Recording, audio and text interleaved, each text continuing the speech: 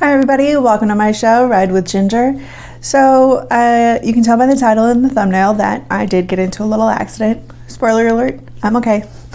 The bike's pretty okay as well. So I just wanted to show you some of the footage of what happened, my thoughts during, after, and now. So let's get to it.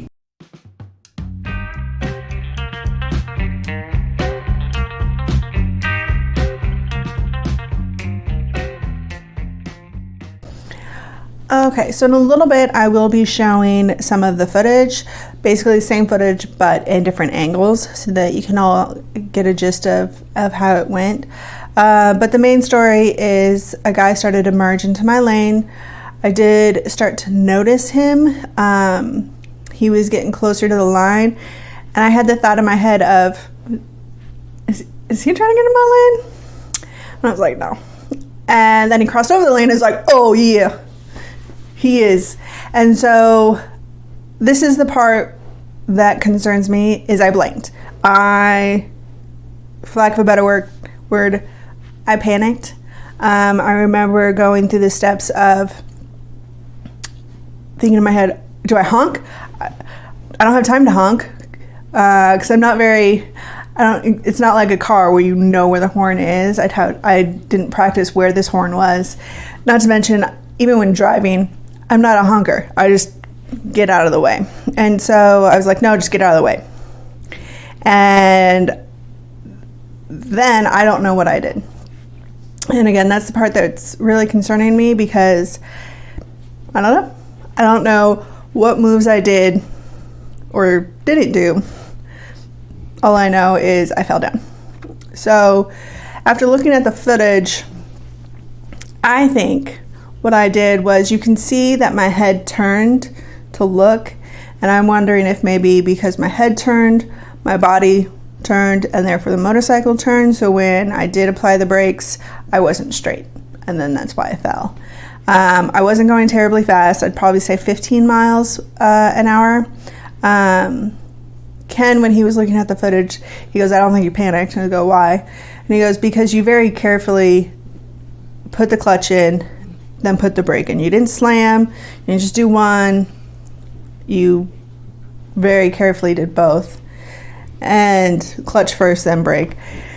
I don't know though. He also thinks maybe the tire's too thin, especially for what I'm used to, as well as this bike doesn't have ABS. So maybe the combination, I'm sure there's a lot of combinations. But again, my main concern was I couldn't tell you what I did. And I don't know if I was trying to stop or if I was trying to get into the next lane, which, as far as exit paths go, it was a middle passing lane, so that would have been the obvious place to go, and I'm not sure that's where I was going, and so that does concern me. But the motorcycle laid down, I jumped off, hit the ground on my left side, and then rolled. Equipment-wise, my gloves, very little scuffing. My jacket, again, a little bit of scuffing on the left side. And then my helmet, my top visor popped off, but it didn't look like I hit anywhere on my head. But you can see on the chin, I definitely scraped that up. So, might have to get a new helmet. And then me, so at the time, left knee, left hip hurt. Left knee started to swell as soon as it got hit. So when I stopped, I remember to, first off, when I jumped off, I did my best to just try to relax and not try to make things worse, just let what was happening. Ken asked me, what were your thoughts? And I go, well, I guess this is happening. That's literally what my thought was. I was like, it's happening. I can't turn this around, so let's go. So I tried to relax as I rolled, and then once I stopped rolling, I just tried to stay put, assessed, let the shock pass over, and then I was like, okay, I don't think anything's broken. I was in the middle of the road, and so eventually I walked over across the road into a parking lot, and as soon as I stood up, I could feel that my hip and my knee were in pain. It didn't feel awful. They kept asking me, on a scale of 1 to 10, what's your pain? And I was like, well, sometimes I feel like that's a loaded question, because your pain is only as high as you experienced, right? So if you experience intense pain, then your scale's a little different. So I don't know if I've mentioned this, but I suffer from endometriosis. And let me tell you, that pain sucks. Awful. Worst ever. Literally, Ken says I cry in my sleep from the pain. When it's around, I'm curled up in the fetal position, just wanting it to end. So when they ask me, what scale is your pain? I go, 3. I was like, it hurts. So they asked if we wanted the EMTs to come by and playing it safe. We said yes. They did cut my pants up, so don't have those anymore. And you can tell that my knee was swollen, just swollen. It had a little bit of a scrape on it, but swollen. And then they cut all the way up to my thigh, and you could tell that hurt, especially as they were cutting, and I had to maneuver my body a little bit. That one smarts for sure.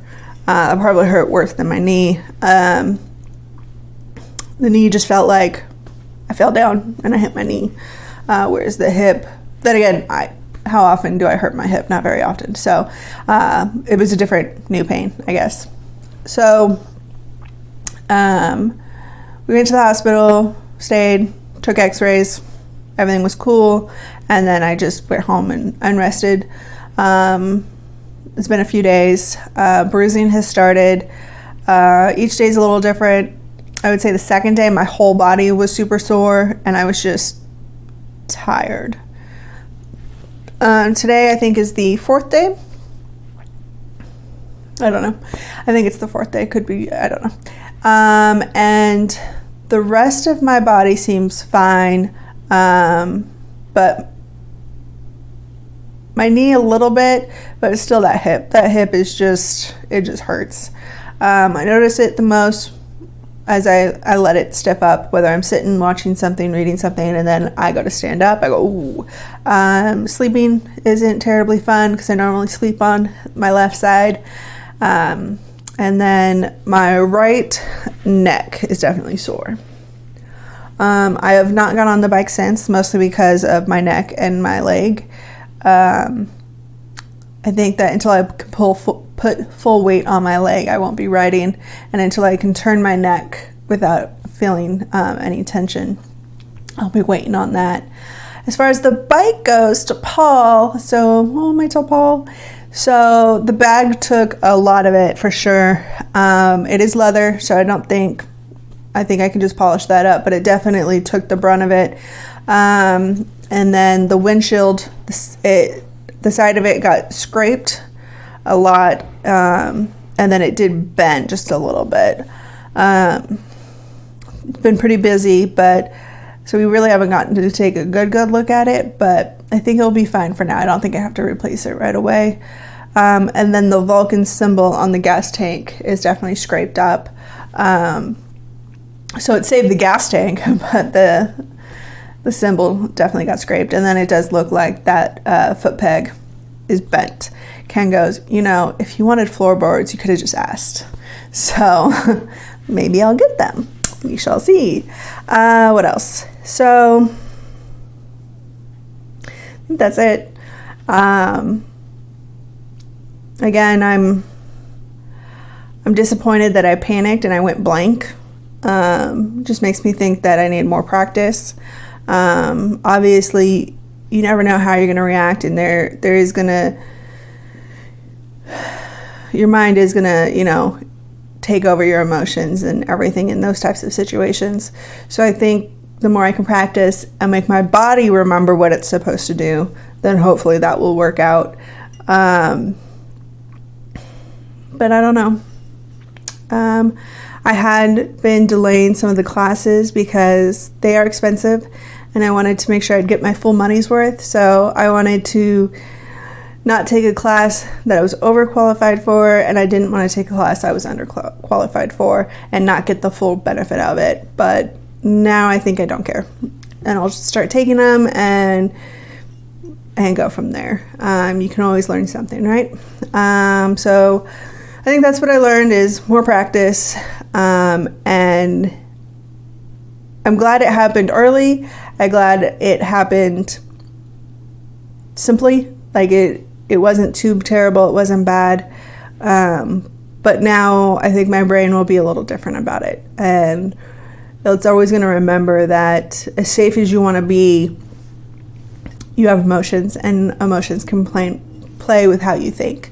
So that's definitely going to be something that I'm going to have to think about when I'm practicing, remembering how much more important it is to have it laid down. Not like, oh no, I know what I'm doing, but like really know, so then when stuff happens, you're just that much more prepared. I guess that's it. Let's get to the videos.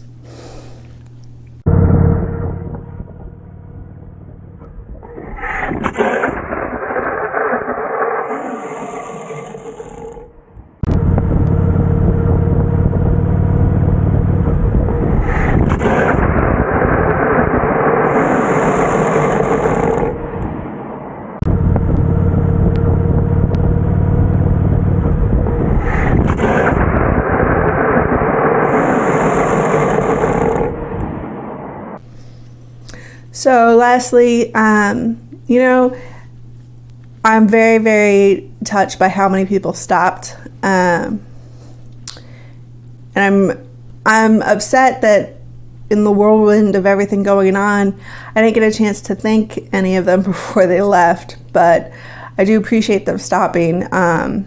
So I do want to thank anyone who stopped. Not like you're going to probably see this video, but if you do, thank you. And I guess that's it. If you have any questions, let me know. Until next time, I don't know if I'll be on the bike for the next video, but we'll see. But no matter what, I'll see you in the next one.